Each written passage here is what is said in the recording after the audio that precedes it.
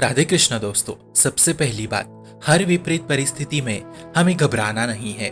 मन में कुविचार आ रहे हैं, सतत चिंतन नहीं चल रहा, शरीर भी साथ नहीं दे रहा, व्यवहार भी प्रतिकूल है, हर तरफ से प्रतिकूलता ने घेर रखा है। तो ऐसी स्थिति में मैं प्रभु का हूँ, ये बात पक्की करनी है। बस यही बात पक्की करनी है, इसमें विचलित नहीं होना है कि हाय हाय चारों तरफ से प्रतिकूलता है, अब मैं क्या करूं। तो ऐसे समय में आपसे कुछ नहीं होने वाला, ये आपको पता है। तो ऐसे में बात केवल प्रभु से होगी, इस पे भरोसा रख के मैं उनका हूँ, फिर इसी से उनकी कृपा आपको प्राप्त होगी। मैं प्रभु का हूँ, इसी से आंतरिक आत्मा की ऊर्जा परमात्मा की ऊर्जा से तार जोड़ देता है। इसलिए केवल हे नाथों के नाथ, मैं केवल आपका हूँ। मित्रों, इसी बात में कोई कमी ना रह पावे, बस इतना ध्यान रखो। इसी एक बात को हमें ध्यान से संभालना है कि हे नाथ, मैं आपका हूँ, हे ठाकुर, मैं आपकी हूँ। फिर आप खुद देख लेना, अपने आप सब कुछ संभलता चला जाएगा। जिस समय जो बात चाहिए, जिस समय जो गुण चाहिए, जिस समय जो साधना चाहिए, जिस समय जैसी परिस्थिति चाहिए, वो सब प्रभु देते जाएंगे। वो आपको संभालते जाएंगे और वो आपको ठीक प्रेम रस पात्र बनाने लायक बना देंगे। ऐसे ही हर विपरीत परिस्थिति में निश्चिंत रहो, निर्भय रहो, निशोक रहो, संशय रहित रहो, विपरीत भावना का त्याग कर दो। फिर इन्हीं बातों से शरणागति पुष्ट हो जाएगी। यही शरणागति पुष्ट होने के लक्षण है। जब आप बिल्कुल हताश हो, निराश हो, उस समय भी सोचो कि मैं प्रभु का हूँ, वो सब संभाल लेंगे। तो ऐसे में अपना संग बचा के चलो, क्योंकि ऐसी प्रतिकूल अवस्था में ही माया प्रतिकूल लोगों को भेजती है।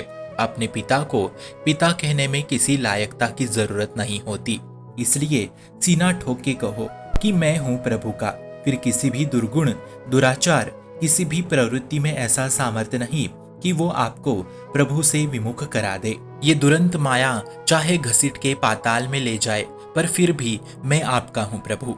माया के पार्षद आएंगे, आपकी निंदा करेंगे, अपमान करेंगे, पर हमें बिल्कुल किसी की बात नहीं माननी।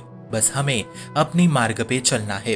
प्रभु प्राप्ति के लिए किसी लायकता की जरूरत होती तो कभी भी कोई भी प्रभु प्राप्ति नहीं कर पाता, क्योंकि इस जगत में कोई भी पूर्ण नहीं है प्रभु के अलावा। इसलिए प्रभु की प्राप्ति प्रभु के संबंध से ही होती है कि मैं प्रभु का हूँ, और इसके लिए किसी लायकता की जरूरत नहीं होती। अब सुनो, एक वैश्या भगवत प्राप्ति हो सकती है।